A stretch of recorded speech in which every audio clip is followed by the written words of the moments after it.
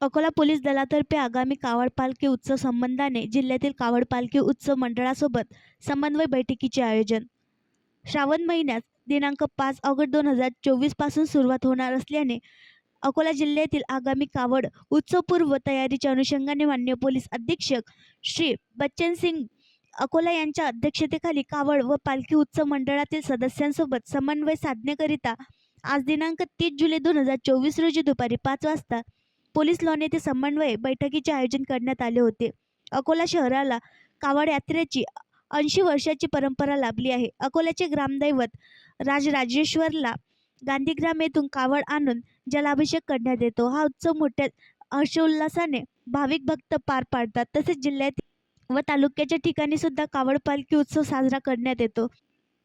यावर्षी श्रावण महिना दिनांक 5 ऑगस्ट 2024 ते 2 सप्टेंबर 2024 पोवेतो असणार असल्याने 5 श्रावण सोमवार असणार आहेत. अकोट येथे चौथ्या सोमवारी कावड यात्रेची मिरवणुकीचे आयोजन करण्यात येणार असून अकोला शहरामध्ये दिनांक 2 सप्टेंबर 2024ला 5वा श्रावण सोमवार कावड पालखी उत्सव अकोलामध्ये असणार आहे.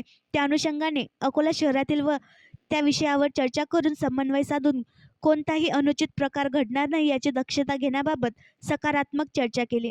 कायदा व सुव्यवस्थेचा प्रश्न निर्माण होणार नाही याकरिता माननीय अप्पर पोलीस अधीक्षक अभय डोंगरे यांनी मंडळांना काही महत्त्वाच्या सूचना दिल्या. तसेच पोलीस अधीक्षक यांनी सर्व समस्याचे निराकरण करत पोलीस विभागाकडून सर्वतोपरी कायदेशीर सहकार्य लाभेल असे आश्वासित केले.